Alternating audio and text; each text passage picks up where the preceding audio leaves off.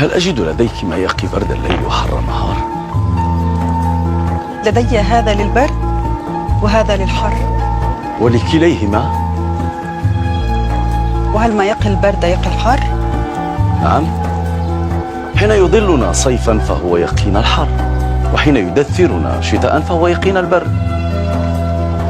لكن إن أردت فلدي رداء لا يليق إلا بالفرسان. من قال لك بأنني فارس؟ يعرف الفارس بسيفه. بل بعقله وخلقه.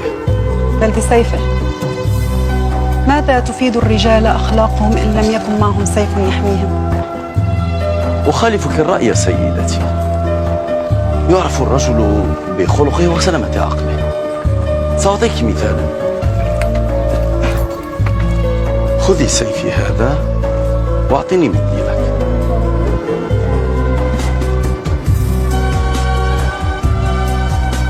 أريني الآن من يصرع الآخر.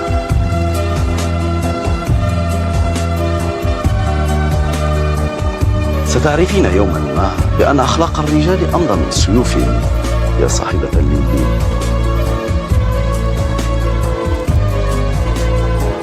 يا هذا السيف. سيف بمنديل، أليست صفقة رابحة؟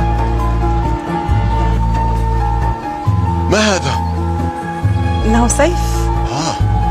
أعلم أنه سيف، ولكن من أين أتيت به؟ اشتريته. أقصد استبدلته بمنديل من هذه المناديل الحمراء. ومن هذا الأحمق الذي قبل بذلك؟ إنه مجرد مشتري. بعته المنديل بالسيف فوافق. حسنا فعلت.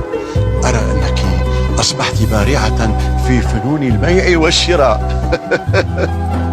أيها الأمير، ائذن لي بذاك الأسير. ولك يا شداد.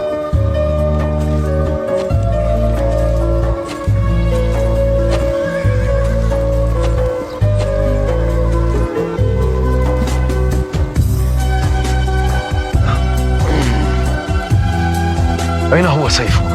هذا هو. ليس هذا سيفك؟ أجل.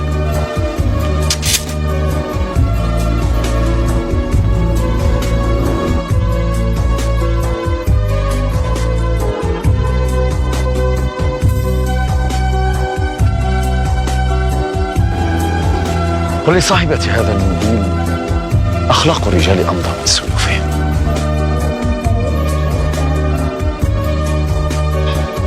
هيا امضي إلى حيث تشاء فأنت حر. لا تؤمن. لماذا تأخرت في العودة؟ كنت أسيرا. أسيرا؟ أجل، كنت أسيرا لدى جيش المسلمين. ويل قلبي عليك. وكيف استطعت الفرار من الأسر؟ لا مال، بل هم أطلقوا سراحي. كيف؟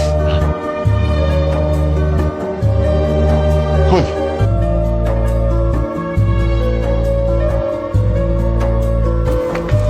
خذي سيفي هذا واعطني منديلك.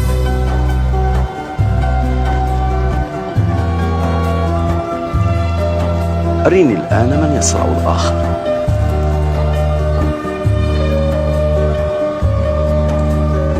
ستعرفين يوما ما بأن أخلاق الرجال أمضى من سيوفهم يا صاحبة المنديل.